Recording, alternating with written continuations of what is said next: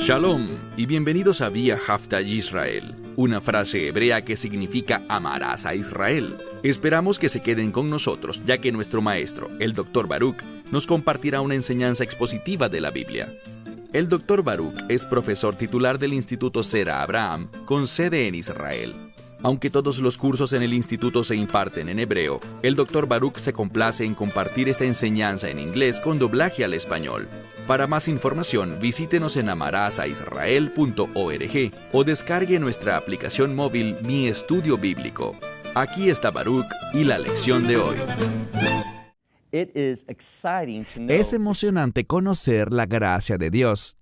Vimos la semana pasada que hay muchos beneficios por estar en Él, y eso es lo que la gracia de Dios permite, que estemos en Él con todos esos beneficios. Aprendimos que la predestinación no se trata de quién estará en el reino y quién no, sino que se refiere a cómo seremos aquellos que están en Él. ¿Y cómo seremos? Seremos santos y sin mancha, es decir, seremos tal como es el Mesías. Eso no nos hace divinos, pero sí nos lleva a revelar la gloria de Dios y a convertirnos en una nueva criatura que ejemplifica en su vida los propósitos y planes de Dios. Hoy continuaremos con nuestro estudio de la carta de Pablo a los Efesios en su capítulo 1, a partir del verso 13. Lo que veremos aquí es que Pablo va a retroceder y redirigir sus pensamientos y su verdad hacia aquellos que han llegado recientemente a esta verdad. Mira lo que dice el verso 13. En quien también ustedes han oído la palabra de la promesa. Principalmente, él está hablando a los gentiles, a estos gentiles que han respondido a la palabra, y este término palabra, logos en griego, no significa únicamente una palabra escrita, aunque puede tener esa implicación, pero también es de donde obtenemos la palabra lógica. Habla del razonamiento, de la mentalidad de Dios. Así que cuando hablamos de la palabra de la promesa, hablamos de lo que Dios quiere producir entre su pueblo, lo que Él ha prometido, y eso está directamente relacionado con el reino. Mire de nuevo el verso 13. En quien también, hablando del Mesías, en quien también ustedes han oído la palabra de promesa. ¿Y cuál es esa promesa? Pues todo comienza, esta promesa se inicia por medio del Evangelio. El Evangelio de vuestra salvación. Empieza hablando de la salvación, pero hay algo importante que debemos notar. Verán, hoy en día es muy difícil que algunos pastores y maestros de la Biblia vayan más allá de la salvación y tengan por seguro algo. La salvación es importante. Sin salvación, nada más importa. Pero junto a la salvación hay un montón de cosas adicionales que son muy importantes. Pablo habla de la salvación y su tendencia es esta. Hablar de la salvación y de inmediato hablar del resultado de la salvación, que es la santificación, es decir, que nuestras vidas son apartadas para los propósitos de Dios. Así que leemos en el verso 13. La palabra de la promesa, el evangelio de vuestra salvación, en el cual también habéis creído. Así que no se aparta mucho de hablar de la salvación antes de volver a esta idea de creer, porque sin fe es imposible ser salvo. Entonces, leemos. Este evangelio de vuestra salvación, en el cual habéis creído y fuisteis sellados con el Espíritu Santo de la promesa.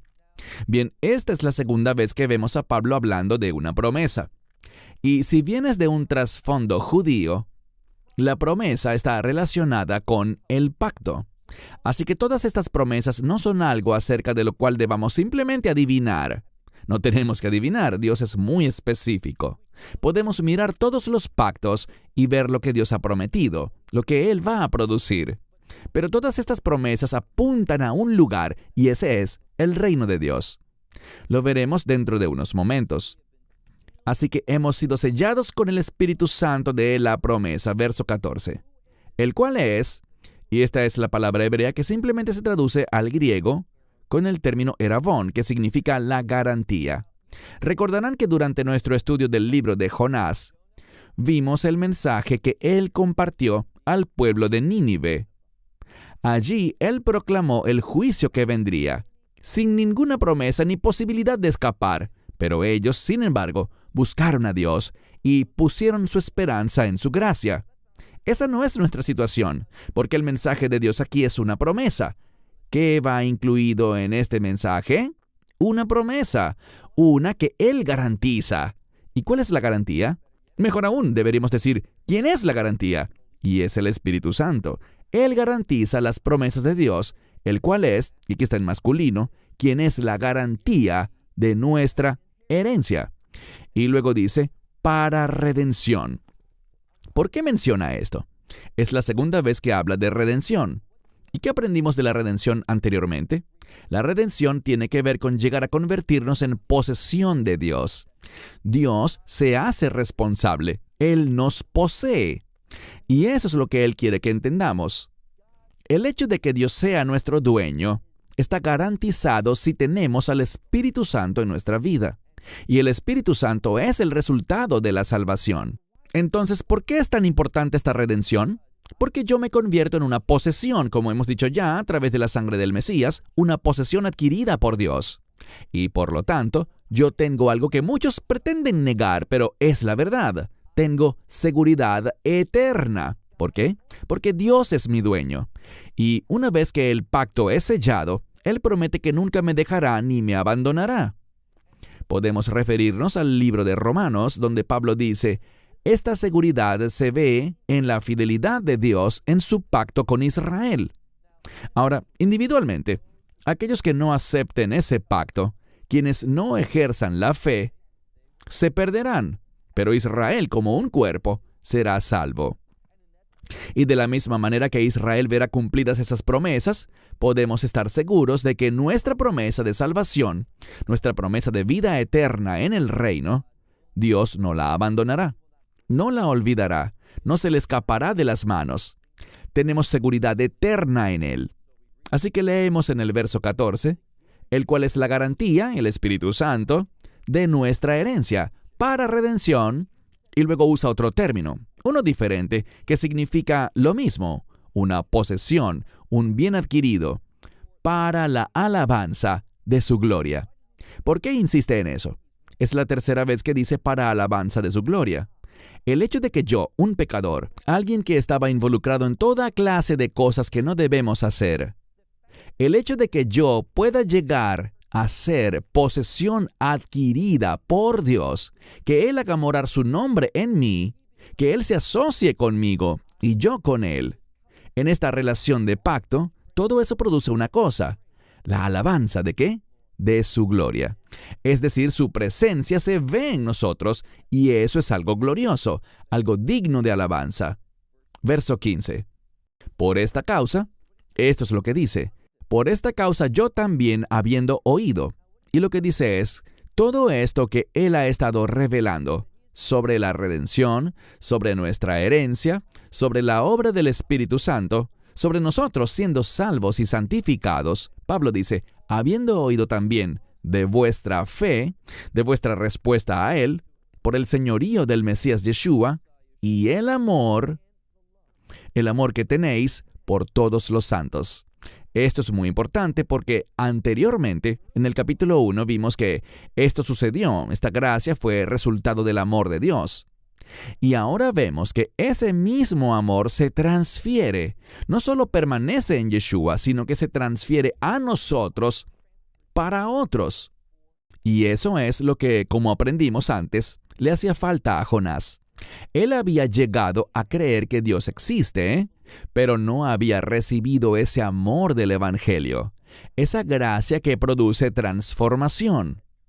Y Pablo dice que, debido a esta misma experiencia que él ha vivido, y por lo que está ocurriendo en la vida de esta congregación en Éfeso, dice en el verso 16, no ceso de dar gracias por vosotros, haciendo memoria de vosotros en mis oraciones.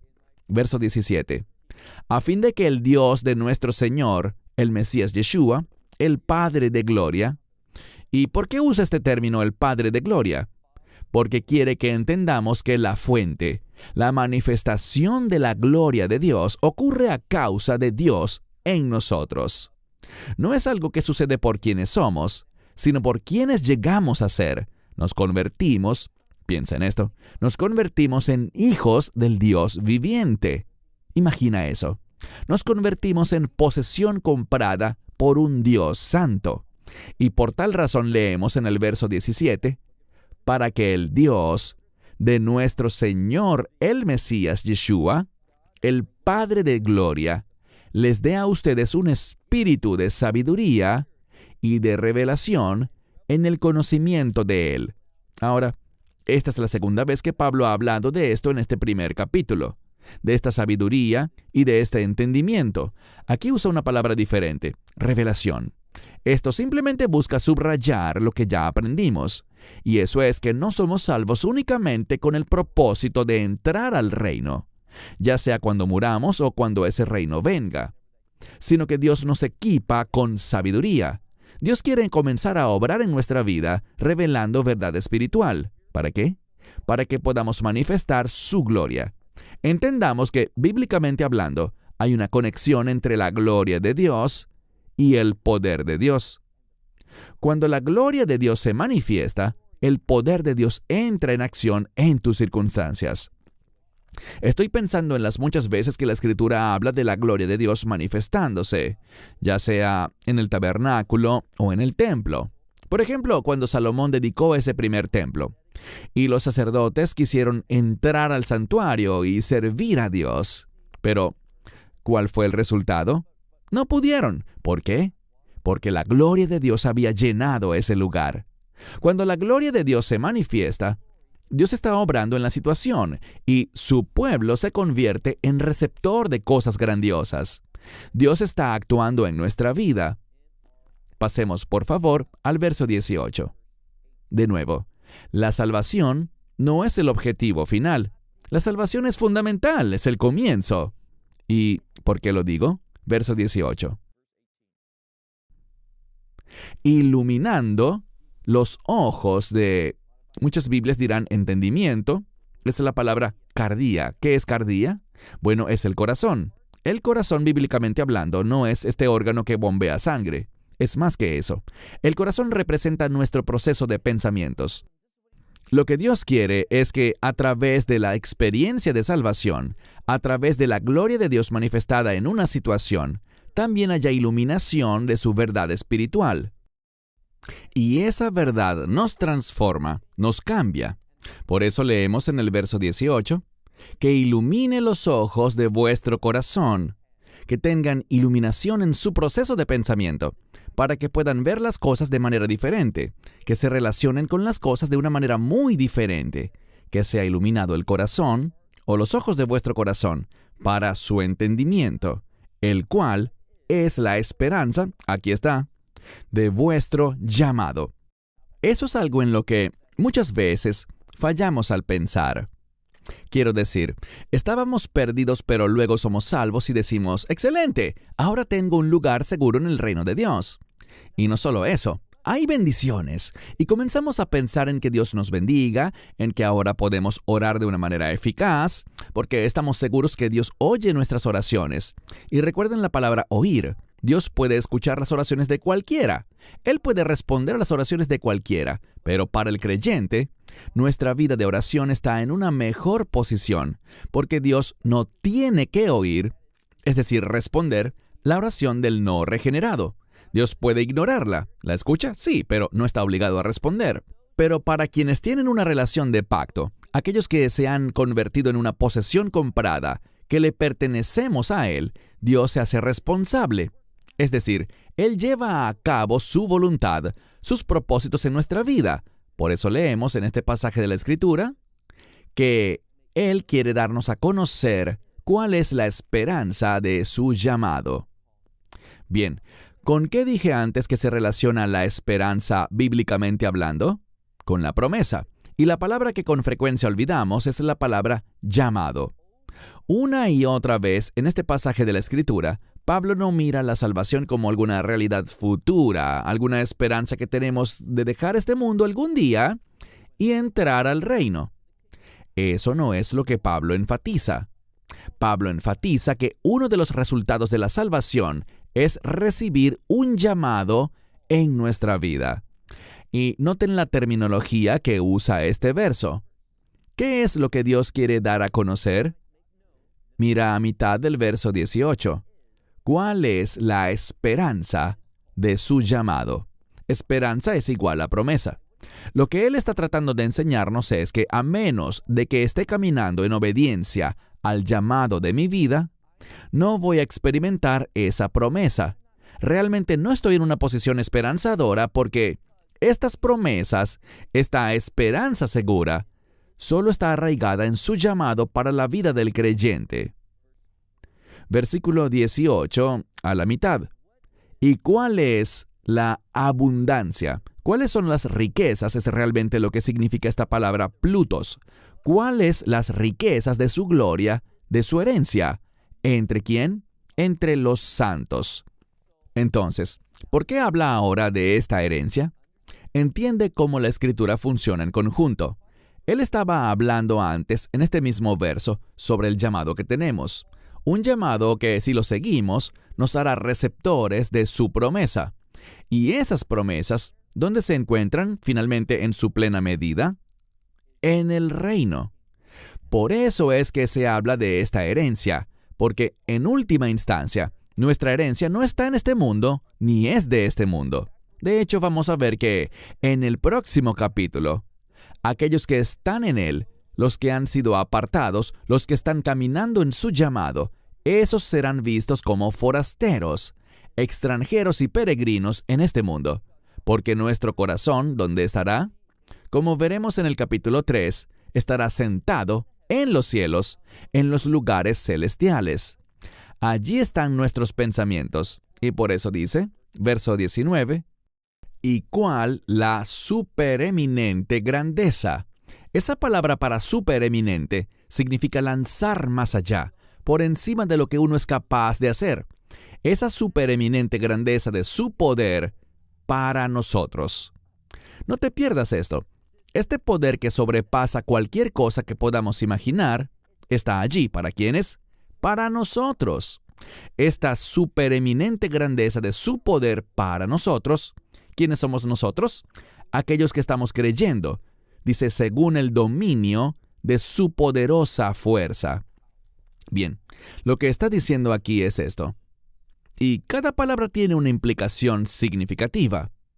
Usa una palabra que habla de dominio y luego dice poderosa fuerza. Lo que esto nos comunica es que esa poderosa fuerza que manifiesta su gloria, que nos lleva a cumplir su voluntad, todo eso sucede solamente cuando nos sometemos a su dominio sobre nuestra vida. Es solo entonces cuando estas cosas se vuelven una realidad. ¿Por qué? Porque allí es cuando caminamos en Él. Y recuerden, todas estas cosas son condicionales. No estamos hablando de la salvación. La salvación, una vez recibida, está garantizada. Nos convertimos en su posesión adquirida.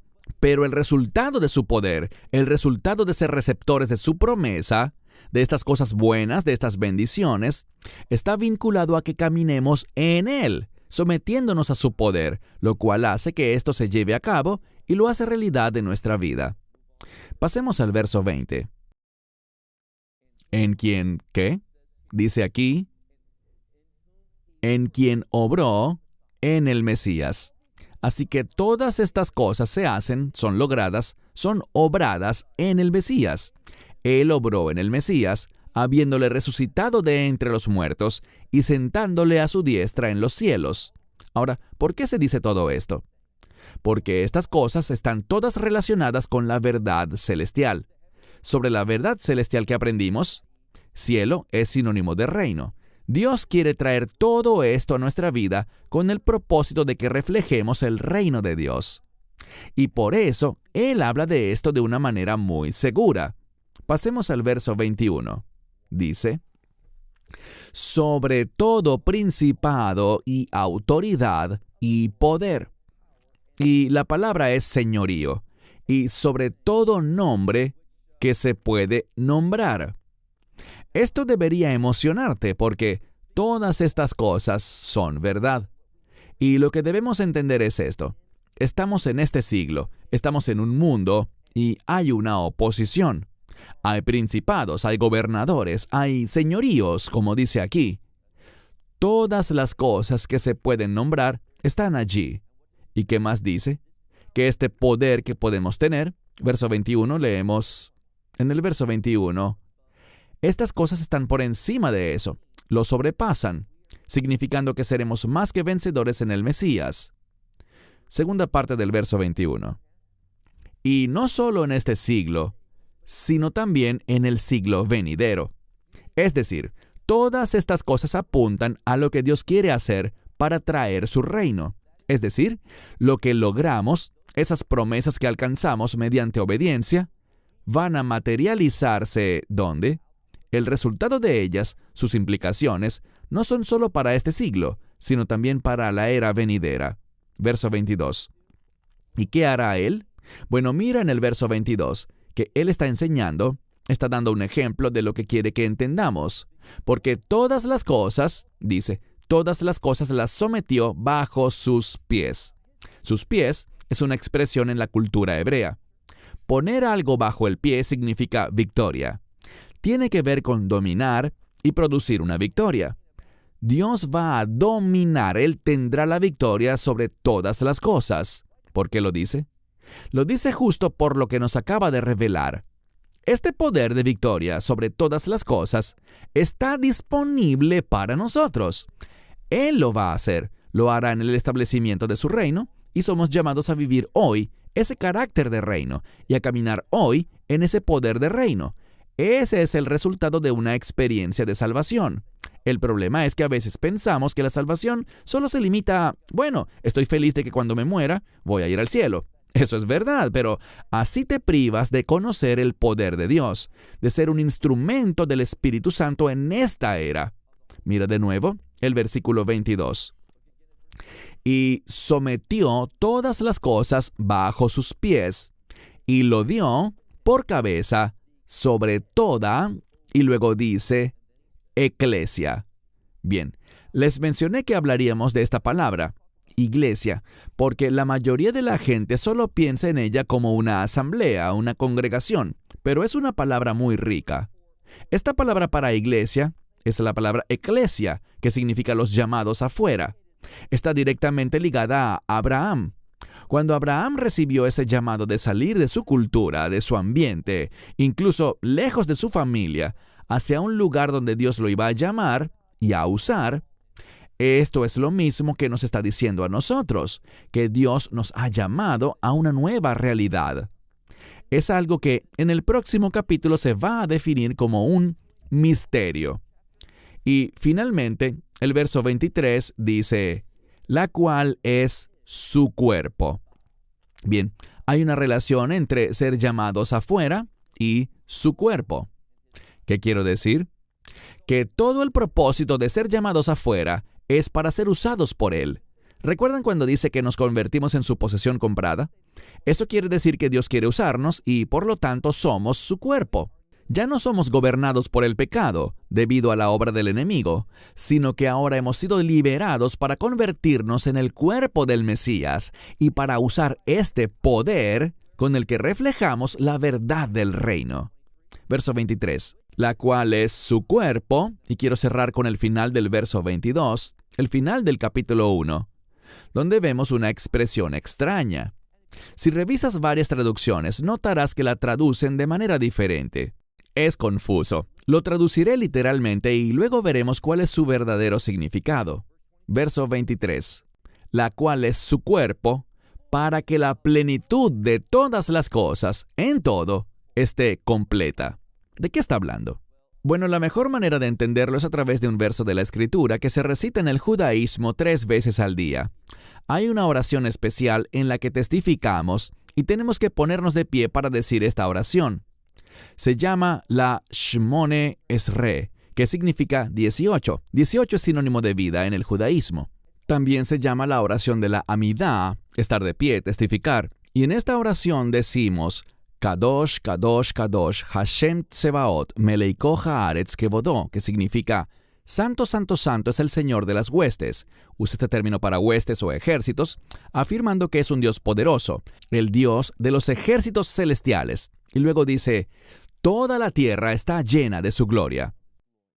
Eso es lo que se está enfatizando aquí, que a través de la iglesia, a través del cuerpo de creyentes, tenemos la responsabilidad de traer la plenitud de Dios, es decir, su santidad, su carácter, su misma esencia a nuestra vida y a todo lo que toque en nuestras vidas.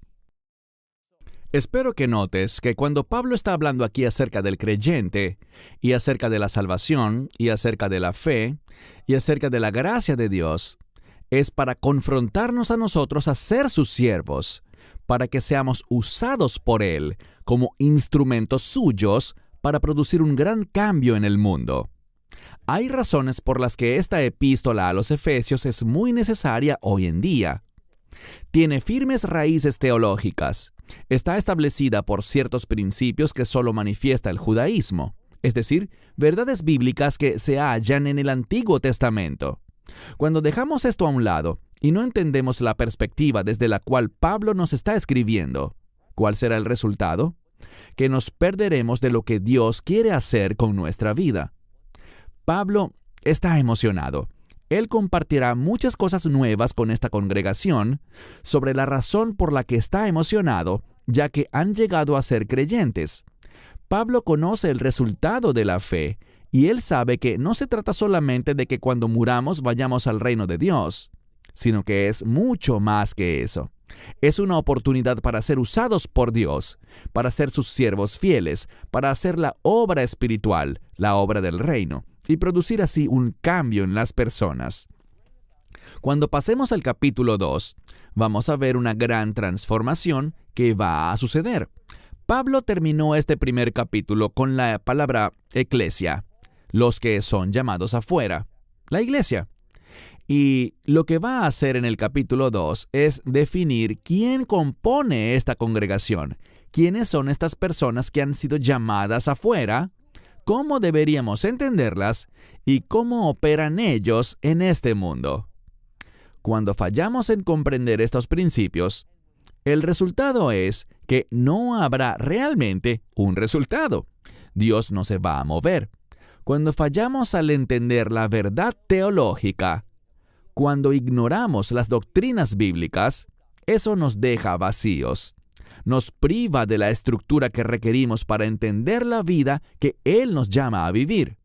Bueno, se terminó el tiempo. Hasta la próxima semana cuando avancemos al capítulo 2, ese gran capítulo de la epístola de Pablo a los Efesios. Esperamos que te hayas edificado con el mensaje de hoy y lo compartas con otros. Te invitamos a seguir nuestros estudios cada semana por este canal y por el portal de YouTube de Amarás a Israel. También puedes descargar nuestra aplicación móvil gratuita, Mi Estudio Bíblico. Finalmente, para obtener más información sobre nosotros, visita nuestra web amarasaisrael.org, donde encontrarás otras conferencias de Baruch en audio, video y texto. Hasta el próximo programa. Que el Señor te bendiga en Yeshua HaMashiach, Jesús el Mesías, mientras caminas con Él. Shalom desde Israel.